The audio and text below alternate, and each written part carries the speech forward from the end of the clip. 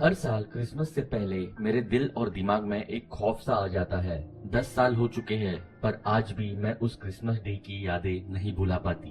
मेरा बेटा 5 साल का था जब ये घटना घटी। मेरे पति से तलाक के बाद डेमिन ही मेरा सब कुछ था। वो लोगों के साथ हमेशा तमीज से रहता था और स्कूल में बच्चों के साथ भी अच्छे से। मैं जब भी उसे स्कूल से पिक करने जाती, वो हमेशा अपने दोस्तों से घिरा रहता। मुझे उसे सबके साथ घुलते मिलते देख के अच्छा लगता था। क्रिसमस से एक हफ्ता पहले डेमिन के स्कूल ने एक बच्चों का प्ले ऑर्गेनाइज किया था। जब शो खत्म हुआ तो मैं उसके साथ वापस घर जा रही थी। मैं उसकी प्ले में बेहतरीन परफॉर्मेंस की तारीफ कर रही थी जब उसने मुझे बताया, मैंने आज एक नया दोस्त बनाया मॉम। मैंने उसकी तरफ मुस्कुराया और कहा, तुम इस साल बहुत अच्छे बन के रहे हो और मुझे पता है सैंटा तुम्हारे लिए बहुत सारे गिफ्ट्स लेकर आएगा। उसकी शक्ल जगमगा गई जब मैंने उसे ऐसा कहा। हम वापस घर आ गए और डिनर किया। मैंने डेमियन को बेड में लेटाया और वो सो गया। अगली सुबह जब मैं उठी और किचन में ब्रेकफास्ट बनाने गई, मैंने देखा कुकी का जार टूटा हुआ था। टूटा हुआ कांच और कुकीज जमीन पर फैले हुए। मुझे बहुत गुस्सा आ गया और डेमियन को कमरे से बुलाया। डेमियन ब्रश कर रहा था और 10 मिनट बाद किचन में आया। उसने मेरी तरफ देखा और पूछा, क्या हुआ मम्मी? मैंने गुस्से से कहा, कल रात तुमने कुकी जार तोड़ा। उसने अपना सर हिलाया और कहा, नहीं मैंने नहीं तोड़ा। मैंने कहा, अच्छा फिर किसने तोड़ा? डेमियन ने मेरी तरफ देखा और कहा, वो मिस्टर नोबडी थे। मेरा मजाक करने का बिल्कुल भी मन नहीं था और मैं और गुस्सा हो गई और कहा, मुझे पागल बनाने की कोशिश मत करो डेमियन। डेमियन रोने लग गया और कहा, मैं सच कह रहा हूँ मम्मी। मैंने आपको बताया था कि मैंने एक नया दोस्त बनाया है। उसका नाम मिस्टर नोबडी है। उसने ही कल रात को कुकी जार तोड़ा था। फिर वो रोने लग गया। मैंने उसे गले लगाया और सोचा उस बात को वही खत्म कर दूं। मैंने सोचा हर बच्चे की तरह शायद इसका भी एक इमेजिनरी दोस्त है और पनिशमेंट से बचने के लिए शायद उसने वो कहानी बनाई थी। क्रिसमस अब 2 दिन दूर था। मेरे एक्स हस्बैंड ने कॉल किया और कहा कि वो क्रिसमस डिनर हमारे साथ करना चाहते हैं। मैं जानती थी डेमियन अपने पापा को बहुत मिस करता है, तो उसके लिए मैंने अपनी मैरिड लाइफ के इश्यूज को एक रात के लिए इग्नोर करने का सोचा। उस रात मैं घर के काम कर रही थी जब मैंने डेमियन के पैरों की आवाज अपने कमरे में जाते सुनी। डेमियन, मैंने तुम्हें कितनी बार कहा है कि मेरे कमरे में नहीं खेलना, मैं जोर से चिल्लाई।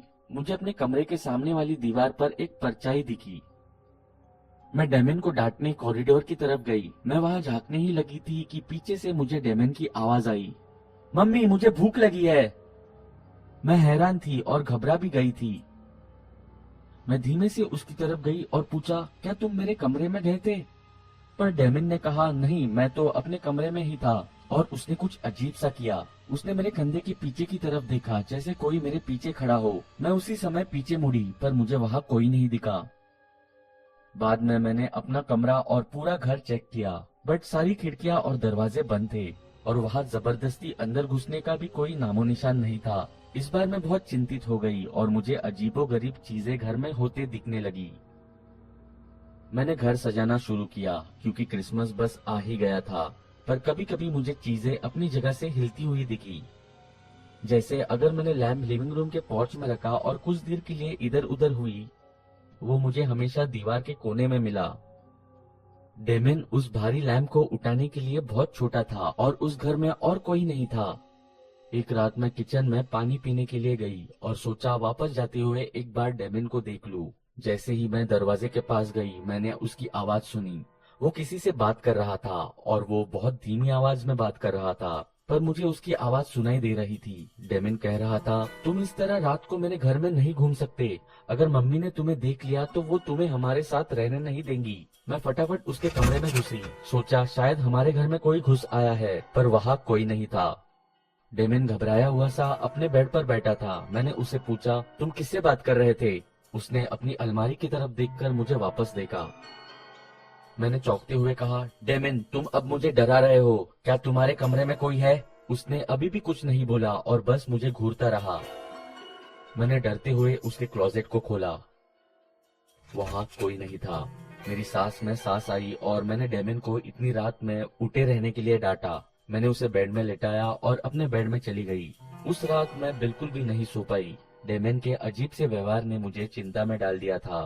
अगला दिन क्रिसमस से एक दिन पहले का था, तो मैंने डेमिन को मॉल ले जाने का डिसाइड किया ताकि वो क्रिसमस ट्री को डेकोरेट करने का सामान खरीद सके। हमने बहुत मजे किए और मैंने उसको एक आइसक्रीम भी लेके दी। वापस जाते हुए मैंने उससे पूछा, तुम्हारा दोस्त कैसा है डेमिन? उसने कहा, कौन सा दोस्त मम्मी?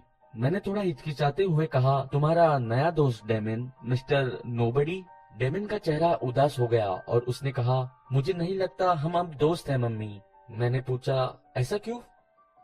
उसने जवाब दिया, वो मेरी बातें ही नहीं सुनता और मुझे उससे डर भी लगता है। मैं थोड़ा चौंक गई जब उसने अपने इमेजिनरी दोस्त के बारे में ऐसा बताया जैसे वो सच्ची में कोई हो। घर आने के बाद मैंने डेमिन से पूछा, मिस्टर नोबडी दिखता कैसा है डेमिन? वो अपने कमरे में गया और एक ड्राइंग लेकर आया जो उसने बनाई थी। जब मैंने वो पेज देखा तो मुझे एक डरावना सा आकार दिखा। डेमिन ने अपने आप को बेड पर बैठा ड्रॉ किया था और वहाँ एक पतला सा त्रिकोणी चेहरे वाला आदमी उसके साथ खड़ा था। उस आदमी के चेहरे पर एक बहुत बड़ी स्माइल थी, जैसे किसी ने एक कान से दूसरे कान तक उसका चेहरा काट दिया हो। उसकी आंखें बहुत बड़ी थी और बिल्कुल लाल थी। उस पिक्चर ने मुझे झंझोड़ के रख दिया था। मैंने डेमिन की तरफ देखकर पूछा, तुम इस लड़के से कैसे मिले? उसने कहा, मिस्टर नोबडी उसे खेलते हुए देखने आए थे और उन्होंने हमारे घर आने के लिए पूछा। मेरे रोंगटे खड़े हो गए। मैंने धीमी आवाज में उसे पूछा, तुम्हारा मतलब वो अभी हमारे घर में रहता है? डेमिन ने फिर एक बार मेरे पीछे देखा और मैं बस मुड़ने ही वाली थी कि दरवाजे की घंटी बजी।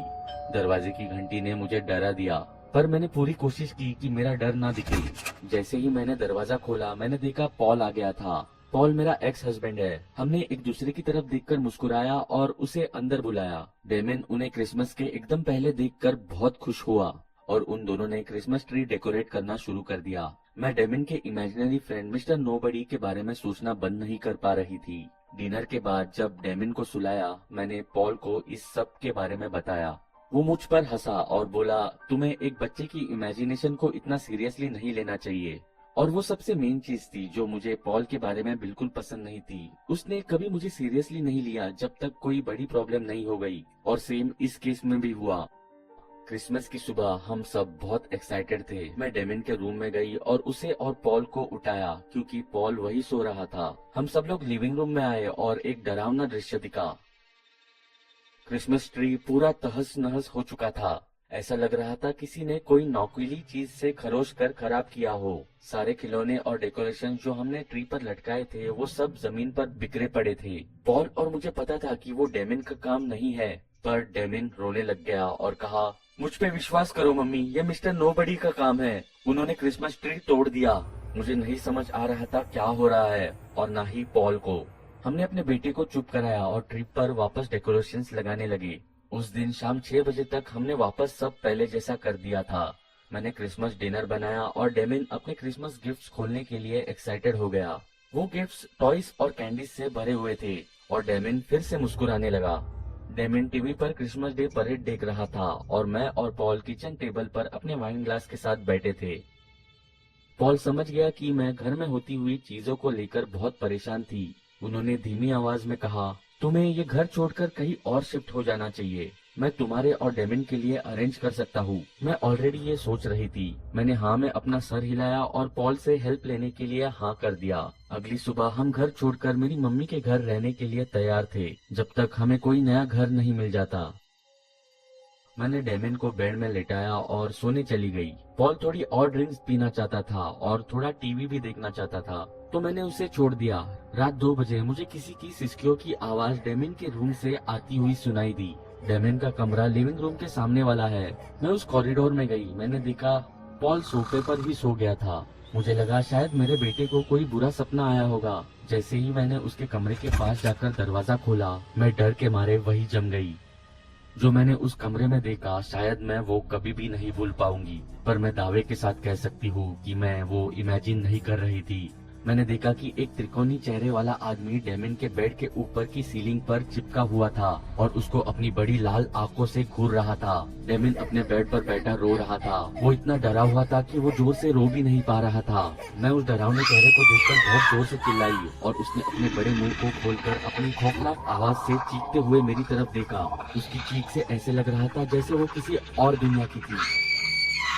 मेरी चीख से मेरे हस्बैंड उठ गए और डेमिन के कमरे की तरफ दौड़ते हुए आए। तब तक मैं अपने बेटे को लेकर ऑलरेडी वहाँ से आ चुकी थी। मैंने रोते हुए कहा, हमें यहाँ से ले चलो, मैं एक पल भी यहाँ नहीं रह सकती। हम लोग वहाँ से उसी वक्त निकल गए और उस रात वही पास के एक मोटेल में रुके। अगली सुबह हम घर गए और कुछ जरूरी चीजें पैक कर ली जो मुझे अपने पेरेंट्स के घर लेके जानी थी। मैंने डेमिन को कार में ही छोड़ दिया क्योंकि मैं नहीं चाहती थी कि डेमिन अब घर में एक भी कदम रखे। घर से सारा सामान लाने के बाद जब हम कार में बैठे, पॉल ने इंजन स्टार्ट किया। डेमिन मेरे पीछे बैठा था। उसने पीछे घर की तरफ देखा और कहा, देखो मम्मी, मिस्टर नोबडी हमें गुड बाय कर रहे हैं। उनके चेहरे पर स्माइल आ गई है। मुझे नहीं पता था ये मिस्टर नोबडी कौन था, पर मेरी मम्मी कहती है कि ये कोई बुरा साया होगा जो मेरे बेटे के पीछे पीछे हमारे घर आ गया था। हम डेमिन को लेके एक साइकेट्रिस्ट के पास गए। मेरे पेरेंट्स के प्रेशर में आके मैं उसे एक प्रीस्ट के पास भी ले गई। उन्होंने कुछ रीति रिवाज किए मेरे बेटे के आसपास और उसकी आत्मा को सुरक्षित रखने के लिए। अब मुझे नहीं पता इस सब ने कितना हेल्प किया, पर मेरे बेटे ने उस खौफनाक क्रिसमस की रात के बाद मिस्टर नोबडी को नहीं देखा।